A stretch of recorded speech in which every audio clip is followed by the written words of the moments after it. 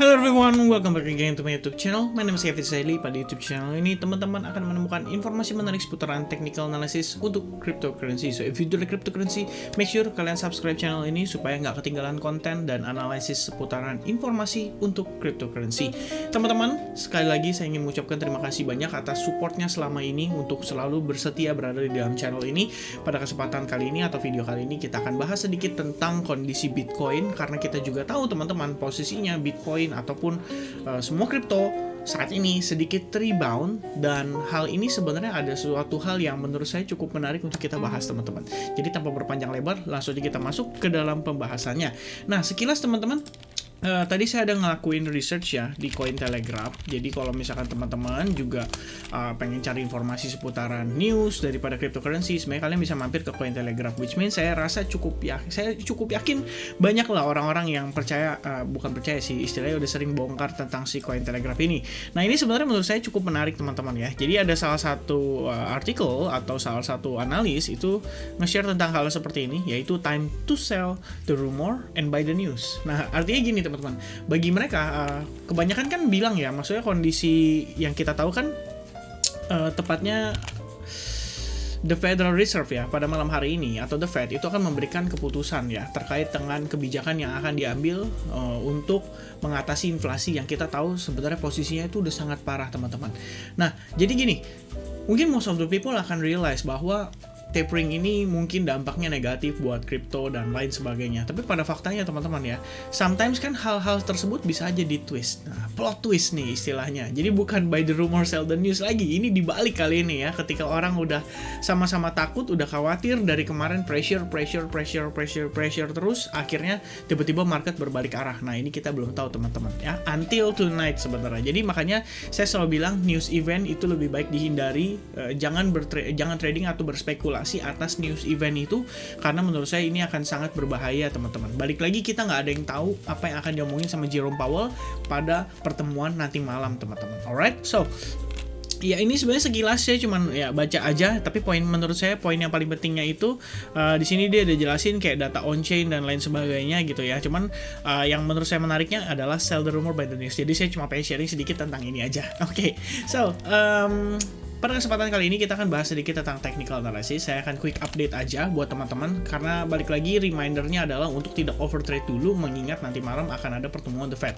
Nah teman-teman, saya pengen sharing sedikit ini yang saya sempat share di advance group ya. Jadi waktu lalu teman-teman juga harusnya ingat, waktu di YouTube itu saya pernah sharing tentang posisi kemungkinan market itu bisa terjadi plot twist. Plot twist itu artinya gini teman-teman, kalau teman-teman ingat waktu lalu kita sempat bahas ya, bahwa progres pergerakan Bitcoin Indian itu adalah mengarah ke korektif, dan itu terdiri atas A, B, dan potentially C wave corrective pattern.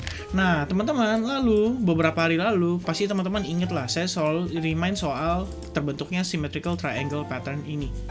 Oke, dan sebenarnya symmetrical triangle pattern itu ada kemungkinan seperti ini teman-teman, yaitu terbentuk yang namanya symmetrical triangle false breakout, yang kemungkinan setelah dia break ke bawah kemudian balik lagi break ke atas.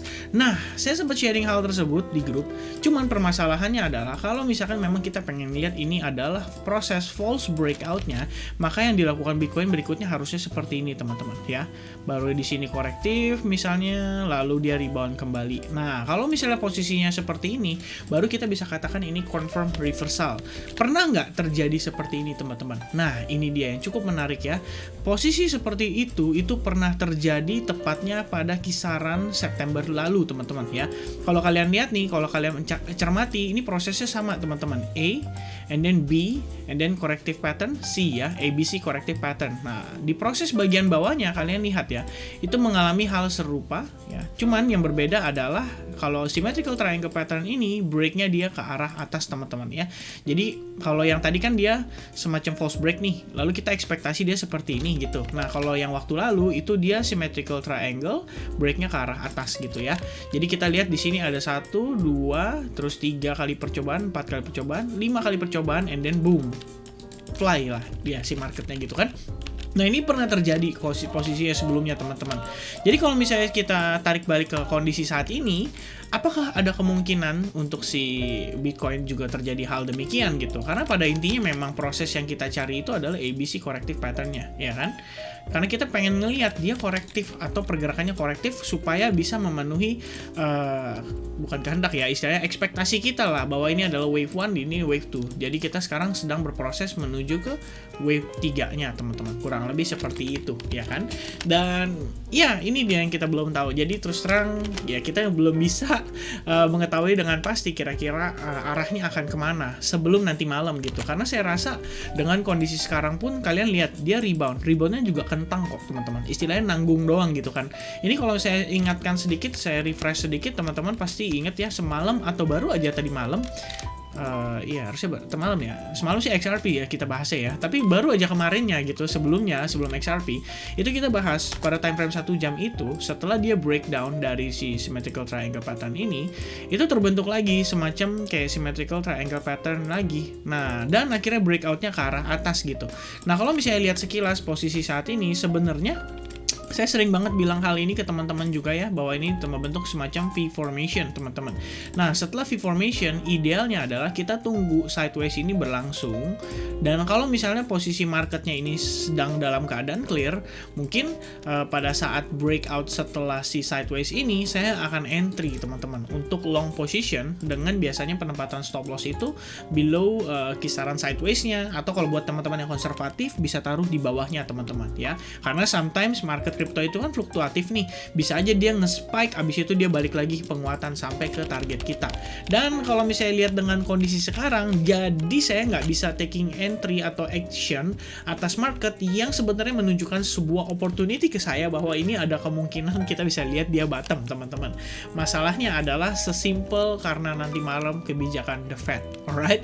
Itu yang saya remind lagi ke teman-teman semua sekalian ya, bahwa kalian harus berhati-hati juga karena nanti malam itu harusnya bakal menjadi hal yang paling penting dalam seluruh sektor financial market. Jadi kita berbicara dari saham, dari perbankan, dari apapun itu dampaknya atau impactnya nanti malam itu bakal signifikan banget, teman-teman. Alright, so ini adalah sekilas ya.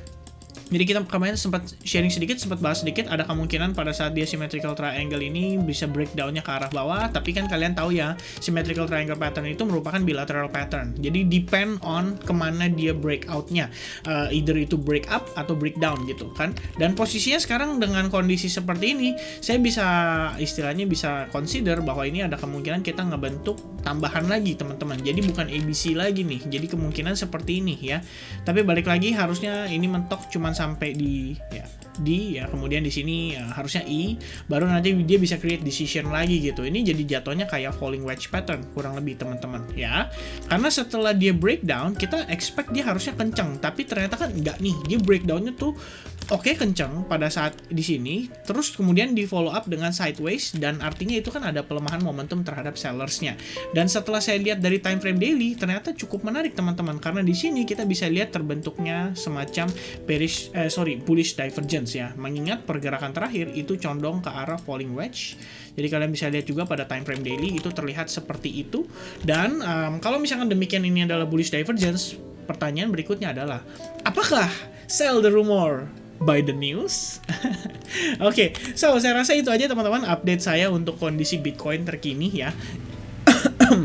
Jadi ekspektasi kita tentunya adalah dengan melihat informasi seperti ini, kita expect market Bitcoin itu bisa rebound dulu ya. Paling nggak mungkin dia akan testing terhadap si descending channel-nya dulu. Jadi breakout sebenarnya ini indikasi cukup positif. Kalau misalnya dia bisa breakout dari descending channel, itu akan lebih baik lagi, teman-teman.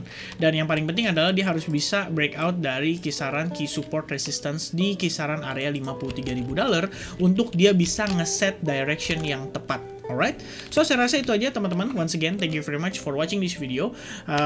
Ingat, maksudnya reminder saya buat teman-teman adalah tetap stay be careful ya dengan kondisi keputusan The Federal Reserve nanti malam. Kita belum tahu pasti, ada baiknya kita stay neutral dulu sampai nanti memang timingnya cukup oke, atau sudah kelihatan ya clear direction atau arah yang jelas untuk kita baru taking decision. So far ekspektasi kita adalah ini adalah bottom of this wave fifth wave. Jadi kalau misalkan demikian, harusnya di sini juga berarti adalah potentially wave 2-nya kita, berarti kita siap-siap take off menuju ke wave 3. Alright, so once again, thank you very much for watching this video. I hope I see you guys again in the next update. God bless everyone, have a nice day, cheers.